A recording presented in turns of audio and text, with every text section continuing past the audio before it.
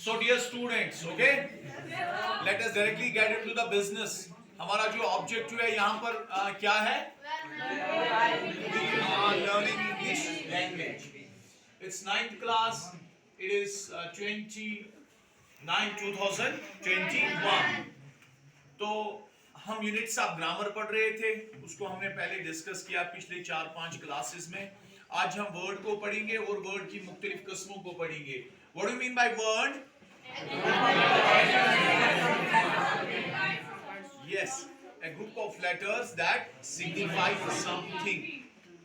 Word group of letters होता है जो किसी चीज को क्या करे? Signify. There are so many words. You tell me a single word. Man, it's a word, 3-letter word. Understand? Sit down. So letters के बाद जो दूसरा यूनिट ऑफ ग्रामर होता है वो क्या होता है? वर्ड. अब वर्ड सारे लेटर्स से बनते हैं, but words are different on the basis of function. Words are different on the basis of function. इनको कहते हैं kinds of words. क्या कहते हैं? Kinds of words. या parts of speech. Parts of speech. Parts of speech के हिसाब से हर एक word को एक अलग कैटेगरी में रखा गया है based on syntactic functions. Based on syntactic functions. इस चीज को a category to which a word is assigned एक ऐसी कैटेगरी जिसमें हम words रखते हैं in accordance with its syntactic functions. इसकी syntactic functions के हिसाब से हम words को अलग अलग ग्रुप्स में रखते हैं. हम इनको कहते हैं ये parts of speech है, या हम इनको ये भी कह सकते हैं kinds of words. ये जो है ये man कैटेगरी है. इसमें क्या क्या लिखा है मैंने जरा पढ़े.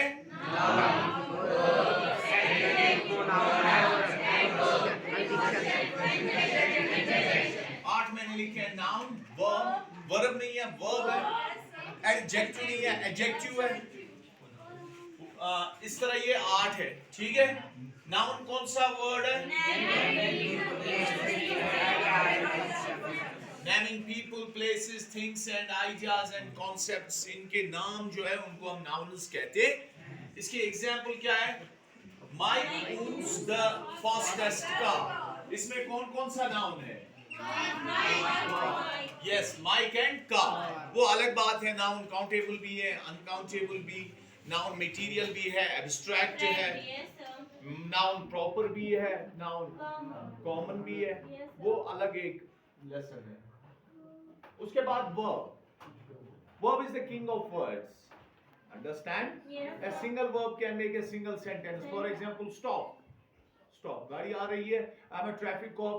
I say stop. वो रुक गया. पीछे में stop के full stop डाल सकता हूँ. It's a sentence. So verb जो है expressing a physical action or state. Verb जो है ये physical action express करता है या state. For example, John. यहाँ पर एक और example है noun की. They decided to buy the house. इसमें कौन सा है noun? House. It's a common noun. Yes, sir. Mike is a proper noun. Yes, sir. John plays tennis. इसमें verb कौन सा है? Plays. मैं इस वक्त verb की बात कर रहा हूँ. John इसमें noun है और proper noun है. The floods are serious. इसमें verb कौन सा है? Sorry, it's are.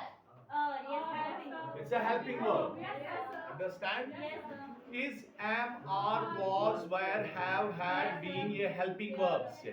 Can, could, shall, should, may, might, ought, need, not, must. ये भी helping verbs है. लेकिन इनको कहते हैं secondary helping verbs. उनको कहते हैं primary helping verbs. ये जो secondary helping verbs है, इनको हम modals भी कहते हैं. उसके बाद adjectives. Adjectives क्या है? Describing nouns and pronouns. ये nouns और pronouns को describe करते हैं. Example मैंने लिखी है, जरा बेटा आप ये पढ़ें. That was an exciting film. ठीक है? वो एक exciting film थी. Film को किसने describe किया? So we call it is adjective. Second example, if you can read please. This is the longest essay. ये सबसे लंबा essay है. Essay is noun. And this longest is adjective नहीं है, adjective है. D को silent रखना है. उसके बाद है pronoun. Pronoun replacing nouns. Pronoun is a word that's used in place of nouns. For example, I, you, he, she, we, are, these, those, that, this. उनकी भी किस्में हैं, demonstrative pronouns, relative pronouns, personal pronouns, वो अलग है. Pronouns, Ali gave her a gift, इसमें कौन सा है प्रोनाउन? हाँ, ये उसके नाम के लिए इस्तेमाल हुआ है. Why do you push me? आप मुझे धक्का क्यों दे रहे हैं? You is here pronoun. Okay? उसके बाद adverb है. Adverb का काम है ये modify करता है, बदलता है. किसको? ये verb को भी change कर सकता है, adjective को भी, adverb को भी. It adds to the meaning of verb. It adds to the meaning of adjective or another adverb. For example, she walked slowly. She walked, okay, वो चलती थी. Slowly, आहिस्ता आहिस्ता. तो इसने मीनिंग में एडिशन दिया, मॉडिफाई किया मीनिंग को, वर्ब की मीनिंग को मॉडिफाई किया, we call it as adverb. उसके बाद they are extremely poor, they are poor fine, but they are extremely poor. This extremely is your adverb. उसके बाद preposition. Preposition is a word which gives relation between two parts of the sentence, showing relationship of words and phrases. The book is on the table. Table पर book है. इसमें कौन सा है preposition? On. He went into the room. Into his preposition. My hands are dash dash my body. Behind my body. Good. My hands are dash dash my pockets. In my pockets. We are learning dash dash classroom. Inside classroom, because it is four-walled, it involves inside. Airplane is flying dash dash the houses. Above the houses. Cat jump dash dash the fence. The match was played dash dash England and Australia. Between England and Australia. The ball is dash dash the table. Under the table. She was walking dash dash with me, along with me. बिल्ली ने road cross किया. The cat ran dash dash the road. Across the road. Understand? Yes, sir. Good. She is married dash dash a dentist. To a dentist. With is common English error. It is she is married to a dentist. Understand? Yes, She is sir. married. The airplane arrived dash dash Srinagar airport. The aeroplane arrived at Srinagar airport. At dash dash 7 p.m. At 7 p.m. This is the preposition of place and preposition of time. I am listening dash dash the radio. To the radio. Why? Because it's a directional preposition. Good. The use of preposition is very important. Sometimes you know everything, but you don't know how to use prepositions. You use for in place of in. You use in place of at. It is very important to know the exact meaning of these prepositions and their proper use at proper place. That makes what you say senseful. Anyway, then it is conjunction. Conjunction is the cement between two bricks. Yes, sir. You know we cement bricks. Yes, sir. So conjunction is a joining word. It's a cement word. It joins two words, two clauses, two phrases. Ali and Sarah are sister, brother, are cousins. It's not cousins, it's cousins. It's not money, it's money. Money. It's not honey, it's honey. Understand some words you must know.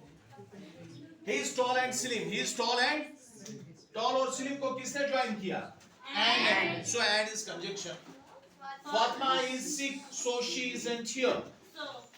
Fatima is sick, ये एक class है. इसमें subject भी है और verb भी है. So she is not here, ये भी एक क्लास है. इन दो क्लासेस को किसने ज्वाइन किया? सो इज क्यों सो. उसके बाद लास्ट पर है इंटरजेक्शन. इंटरजेक्शन क्या है? Showing strong emotions and feelings. जब आप कोई वर्ड आपको स्ट्रॉन्ग फीलिंग दिखाता हो, स्ट्रॉन्ग इमोशन दिखाता हो, हम उसको कहते हैं ये क्या है? ये इंटरजेक्शन है. For example, wow, that's brilliant here. Wow, that's brilliant here. Wow, it's an interjection. इसकी कोई lexical dictionary meaning नहीं होती है, but it expresses a lot. Yes, sir. Ouch, that really hurt. कभी आपको किसी चीज से लगी, आपका हो गया ouch. हम ouch नहीं कहते, हम वो ही कहते हैं, तो ये sounds इधर उधर change होती है. It's painful. It's painful. Okay, so. This it is here interjection. Understand? Yes, sir. So these are parts of speech. इनकी इनको रीडिंग कीजिए, इसकी इनको घर में लिखिए, कॉपी पर मेंटेन कीजिए ऐसे ही, Yes, sir. फर्दर इनको स्टडी कीजिए।